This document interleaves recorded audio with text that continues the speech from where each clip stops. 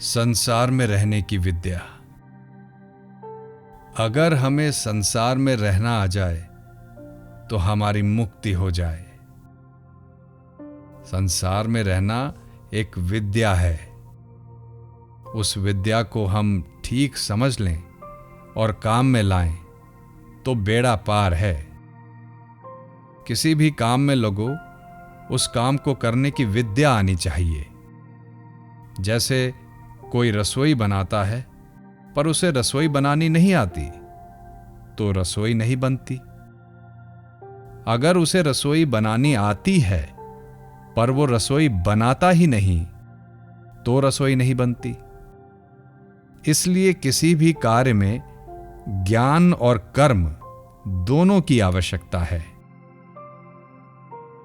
संसार में रहने की विद्या क्या है, इसको समझना है। जैसे एक मनुष्य है और उसके माता पिता, स्त्री पुत्र, भाई भौजाई आदि हैं, तो वो उनके साथ केवल उनके हित के लिए ही व्यवहार करे, केवल उनकी सेवा करे, उनको सुख पहुंचाए और अपने सुख की किंचिन मात्र भी इच्छा ना करे। अगर वो अपने सुख की इच्छा करता है तो उसको संसार में रहना आया नहीं। आप अपने कुटुंब में रहते हैं तो कुटुंब की सेवा करते हैं, पर जब बाहर चले जाते हैं तब वहां सेवा नहीं करते, उल्टा सेवा लेते हैं। कोई हमें मार्ग बता दे, हमारी सहायता कर दे, हमें रहने की जगह दे दे, हमें जल पिला दे, हमको ऐसा कुछ दे दे जिससे हम अपनी यात्रा ठीक तरह से कर सकें। इस प्रकार सेवा चाहते रहने से हमारा कल्याण नहीं होता। हम किसी से कुछ भी चाहते हैं तो हम पराधीन हो जाते हैं। ये पक्का सिद्धांत है। परंतु जहां हम किसी से कुछ भी नहीं चाहते, वहां हम बिल्कुल पराधीन नहीं होते, उल्टा स्वाधीन होते हैं। संसार से कुछ भी चाहना अपने आप को पराधीन बनाना है। अतः अपनी चाहना तो रखे नहीं और दूसरों की न्याय युक्त चाहना अपनी शक्ति के अनुसार पूरी कर दें तो हम स्वाधीन हो जाएंगे। अब प्रश्न होता है कि जब हम दूसरों से कुछ भी नहीं चाहते तो फिर उनकी चाहना पूरी क्यों करें? इसका उत्तर यह है कि उनकी चाहना पूरी करने से अपनी चाहना के त्याग की सामर्थ्य आ जाएगी। अगर हम अपनी चाहना पूरी करने में ही लगे रहेंगे तो अपनी चाहना के त्याग की सामर्थ्य नष्ट हो जाएगी और हम सर्वथा पराधीन हो जाएंगे, पतित हो जाएंगे। अगर हम उनकी सेवा करते रहेंगे तो हम स्वतंत्र हो जाएंगे, संसार में रहकर संसार से ऊंचे उठ जाएंगे। इसी को मुक्ति कहते हैं। भगवान कहते हैं, इहैव तैर्जितः सर्गो येषाम साम्ये स्थितम मनः। अर्थात जिनका मन साम्यावस्था में स्थित हो गया है, उन पुरुषों ने जीवित अवस्था में ही संसार को जीत लिया है। साम्यावस्था क्या है? जो भी अनुकूल परिस्थिति मिले उसमें सुख दुख हर्ष शोक न हो। संसार की मात्र परिस्थिति हमें कभी डिगा न सके तो हमने विजय प्राप्त कर ली। यदि संसार की अनुकूलता और प्रतिकूलता ने हम पर असर कर दिया तो हम हार गए। अनुकूलता प्रतिकूलता हम पर असर कब नहीं करेगी? जब हम संसार में अपने लिए नहीं रहेंगे, उल्टा संसार के लिए ही संसार में रहेंगे। इस प्रकार रहने से हम संसार से ऊंचे उठ जाएंगे। हमारे माता पिता हैं तो हम अपने माता पिता की सेवा करें और उनसे कोई चाहना न रखें। उनसे चाहना क्यों नहीं रखें? उनका दिया हुआ ही शरीर है, सामर्थ्य है। हमें जो कुछ मिला है उन लोगों से ही मिला है। अतः उनसे मिले हुए शरीर, सामर्थ्य, समझ, सामग्री आदि के द्वारा उनकी ही सेवा करनी है। उनकी मिली हुई वस्तु उनको ही दे देनी है। देने के लिए ही हमें रहना है, लेने के लिए नहीं। उनके लिए ही रहना है, अपने लिए नहीं। अगर हम अपने लिए नहीं रहेंगे तो वे हमारे साथ अच्छा व्यवहार करें अथवा बुरा व्यवहार करें, उसका हम पर असर नहीं पड़ेगा। उनकी सेवा कैसे हो जाए, उनको सुख कैसे पहुंचे, उनको आराम कैसे पहुंचे, उनका भला कैसे हो, उनका उद्धार कैसे हो, उनका कल्याण कैसे हो, केवल यही भाव रखना है। स्वामी जी, ऐसा करने से हम तो दुखी हो जाएंगे। हम दुखी तभी होंगे जब उनसे कुछ चाहेंगे और वे नहीं करेंगे। हम उनसे कुछ चाहते ही नहीं तो हम दुखी कैसे होंगे? हम तो केवल उनके सुख के लिए, उनके आराम के लिए ही रहते हैं। अतः उनको सुख पहुंचाना ही हमारा काम है। अगर वे हमें दुख पहुंचाएं तो वे हमें दुख पहुंचाएं तो हमारा बहुत जल्दी कल्याण होगा। हम उनकी सेवा करते हैं और वे हमें दुख देते हैं तो इसमें हमें दुगना लाभ होगा। एक तो निष्काम भाव से उनकी सेवा करने से त्याग होगा, और दूसरा वे हमें दुख देंगे तो हमारे पाप नष्ट होंगे, जिससे हमारा अंतःकरण शुद्ध होगा। तात्पर्य है कि वे हमें दुख देंगे तो अंतःकरण की पुरानी अशुद्धि मिट जाएगी, और हम निष्काम भाव से उनकी सेवा करेंगे तो अंतःकरण में नई अशुद्धि नहीं आएगी।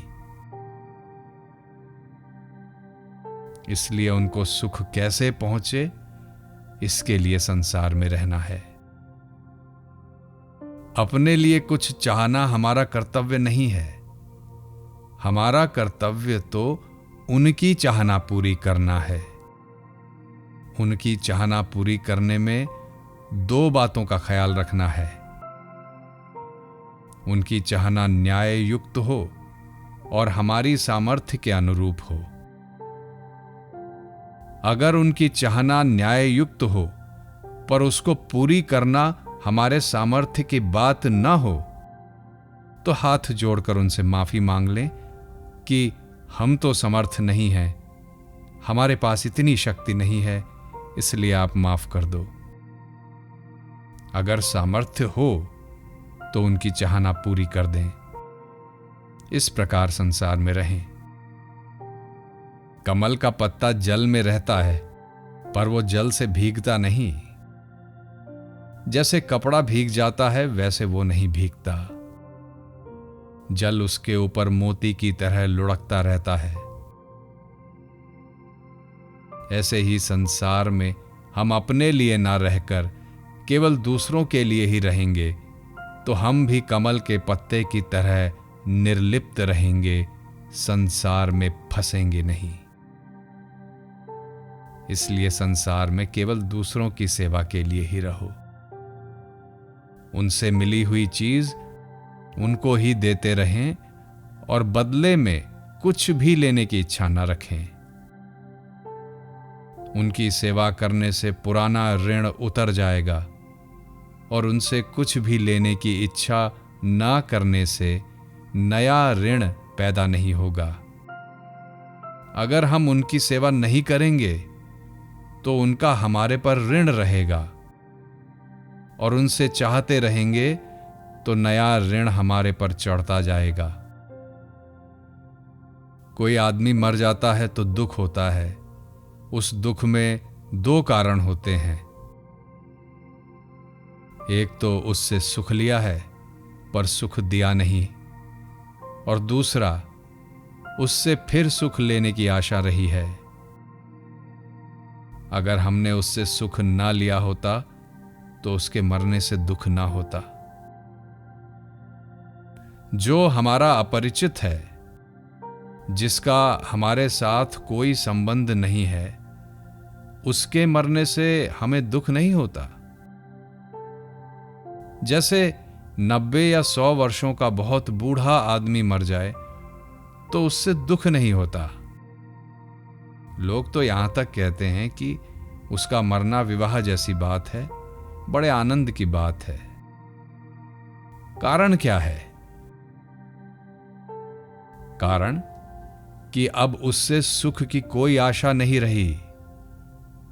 वह किसी तरह की सेवा करेगा, हित करेगा, ये आशा नहीं रही, इसलिए उसके मरने का दुख नहीं होता। परंतु 20-25 वर्ष का जवान आदमी मर जाता है तो दुख होता है, क्योंकि उससे और सुख मिलने की आशा है। आशा ही दुखों का खास कारण है। आशा ही परम दुखम नैराश्यम परम सुखम। उससे आशा न रखकर उसकी आशा पूर्ण करने की चेष्टा करें। उससे आशा न रखने से उसके मरने का दुख नहीं होगा।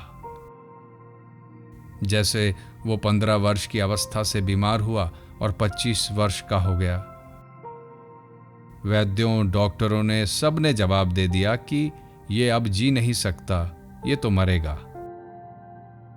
हमने 10 वर्ष उसकी सेवा कर दी, उससे लिया कुछ नहीं और कुछ लेने की आशा भी नहीं, तो उसके मरने पर दुख नहीं होगा। कारण कि दुख उसके मरने का नहीं है। हम उससे जो सुख चाहते हैं उसी का फल दुख है। संसार में हम रहें पर संसार से सुख ना चाहें, उल्टा सुख देते रहें। सेवा करते रहें पर सेवा लेने की चाहना भीतर से बिल्कुल उठा दें तो हमें संसार में रहना आ गया, हम मुक्त हो गए। लेने की इच्छा का नाम ही बंधन है। कोई हमारी सेवा करेगा तो हम सुखी हो जाएंगे, ये उल्टी बुद्धि है। सेवा लेने से तो हम ऋणी हो जाएंगे, सुखी कैसे हो जाएंगे? पापी आदमी की तो मुक्ति हो सकती है, पर ऋणी आदमी की मुक्ति नहीं हो सकती। पापी आदमी अपने पाप का प्रायश्चित कर लेगा अथवा उसका फल भोग लेगा तो वो पाप से मुक्त हो जाएगा। परंतु दूसरे से ऋण लेने वाला अथवा दूसरे का अपराध करने वाले की मुक्ति तभी होगी जब दूसरा उसे माफ कर दे। इसलिए जब तक हम संसार के ऋणी रहेंगे तब तक हमारी मुक्ति नहीं होगी। जिनसे हमने सेवा ली है और जो हमारे से सेवा चाहते हैं उनकी निष्काम भाव से सेवा कर दें तो हम उऋण हो जाएंगे, तो हम ऋण से मुक्त हो जाएंगे। हम जिनकी सेवा करेंगे तब वे ऋणी हो जाएंगे, वे ऋणी नहीं होंगे। हम उनकी सेवा निष्काम भाव से करते हैं, बदले में उनसे कुछ लेने की इच्छा ही नहीं करते, तो वे ऋणी कैसे होंगे? दूसरी बात, प्राप्त वस्तु को हम अपनी नहीं मानते, उल्टा उन्हीं की मानकर उनकी सेवा में लगाते हैं, तो वे ऋणी कैसे बनेंगे? अतः सेवा करने से वे तो ऋणी बनेंगे नहीं और हम उऋण हो जाएंगे, मुक्त हो जाएंगे। कोई दुकानदार अपनी दुकान उठाना चाहता है तो वो क्या करे? दूसरों से जितना लिया है वो सब दे दे और उसने जिसको दिया है वो अगर वापस दे दे तो ठीक है, नहीं तो छोड़ दे। ऐसा करने से दुकान उठ जाएगी। अगर वो दिया हुआ पूरा का पूरा वापस लेना चाहेगा तो दुकान उठेगी नहीं, क्योंकि उसको लेने के लिए कुछ नया माल देना पड़ेगा। इस तरह हमारा उससे लेना बाकी रहता ही रहेगा। अतः जब तक हम लेना नहीं छोड़ेंगे तब तक दुकान नहीं उठ सकती। ऐसे ही जब तक हम संसार से लेना नहीं छोड़ेंगे तब तक हम उऋण नहीं हो सकते, मुक्त नहीं हो सकते। इसलिए लेने का खाता ही उठा दें और सबको देना ही देना शुरू कर दें। माता पिता को भी देना है, स्त्री पुत्र को भी देना है, भाई भौजाई को भी देना है, पति को भी देना है, सास ससुर को भी देना है, देवर जेठ को भी देना है, देवरानी जेठानी को भी देना है। सबको देना है, सबकी सेवा करनी है और लेना कुछ नहीं है। जहां लेने की इच्छा हुई कि फंसे। एक ग्रामीण कहावत है, गरज गधाने बाप करे, अर्थात गरज गधे को बाप बनाती है। गरज करने से, लेने की इच्छा करने से आदमी को इतना नीचा उतरना पड़ता है, गधे की भी गुलामी करनी पड़ती है। अगर लेने की ही इच्छा नहीं हो तो हम भगवान के भी गुलाम नहीं होते। एक विचित्र बात है, ध्यान दें। हम भगवान के भक्त तो होते हैं पर गुलाम नहीं होते। परंतु कब? जब हम भगवान से कुछ भी लेना नहीं चाहते। जो भगवान से कुछ भी लेना नहीं चाहते, उन भक्तों के लिए भगवान कहते हैं, मैं तो हूं भक्तन को दास, भगत मेरे मुकुटमणि। गीता में भगवान ने कहा है कि अर्थार्थी, आर्त, जिज्ञासु और ज्ञानी यानी प्रेमी, इन चारों प्रकार के भक्तों में ज्ञानी अथवा प्रेमी भक्त श्रेष्ठ है। उन ज्ञानी भक्तों को मैं अत्यंत प्रिय हूं और वे भी मुझे अत्यंत प्रिय हैं। चारों प्रकार के भक्त बड़े उदार हैं, परंतु ज्ञानी भक्त तो मेरा स्वरूप ही है। कारण यह है कि ज्ञानी भक्त भगवान से कुछ नहीं चाहता। अर्थार्थी, आर्त और जिज्ञासु तो भगवान से कुछ न कुछ चाहते हैं। वे चाहते हैं तो भगवान के यहां कोई घाटा थोड़े ही है। वे धन भी दे सकते हैं, दुख भी दूर कर सकते हैं, तत्व ज्ञान भी दे सकते हैं। उनमें देने की सामर्थ्य तो पूरी है, परंतु उन चाहने वाले भक्तों का दर्जा कम हो गया। भगवान कहते हैं कि मैं तो देता रहूंगा, अप्राप्त की प्राप्ति और प्राप्त की रक्षा मैं करूंगा। योगक्षेमम वहाम्यहम्, परंतु तू चाहना मत कर, निर्योग क्षेम आत्मवान भव। कितनी बढ़िया बात कही।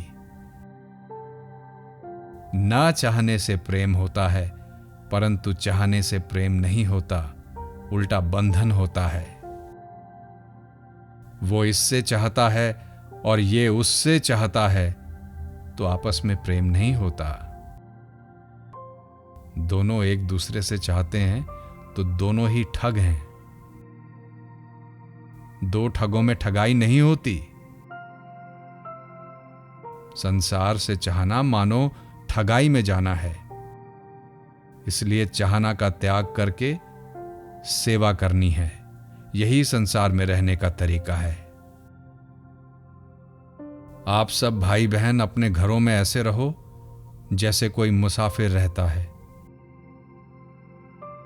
जैसे कोई सज्जन मुसाफिर आ जाता है और रात भर रहता है, तो वो कहता है कि भाई तुम सब भोजन कर लो, जो बचे वो मैं पालूंगा।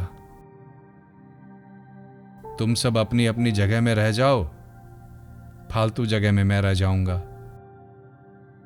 जो कपड़ा लत्ता आपके काम का हो वो आप ले लो, और जो फालतू हो वो मुझे दे दो, उससे मैं निर्वाह कर लूंगा। परंतु रात में यदि आग लग जाए, चोर डाकू आ जाए, कोई आफत आ जाए, बीमारी आ जाए, तो वो सबसे आगे होकर सहायता करता है। उसका भाव ये रहता है कि मैंने इनका अन्न जल लिया है, इनके यहां विश्राम किया है, इसलिए इनकी सेवा करना, इनकी सहायता करना मेरा काम है। अगर वो मुसाफिर काम तो पूरा करे पर ले कुछ नहीं, तो वो बंधेगा नहीं, सुबह होते ही चल देगा। अगर वो लेने की इच्छा रखे तो वो बंध जाएगा। इसलिए सज्जनों, सेवा करें। जो थोड़ा अन्न जल लेना है वो भी सेवा करने के लिए लेना है, क्योंकि अन्न जल नहीं लेंगे तो सेवा कैसे करेंगे। हमारे एक वृद्ध संत कहते थे कि संसार में रबड़ की गेंद की तरह रहना चाहिए, मिट्टी के लौंदे की तरह नहीं।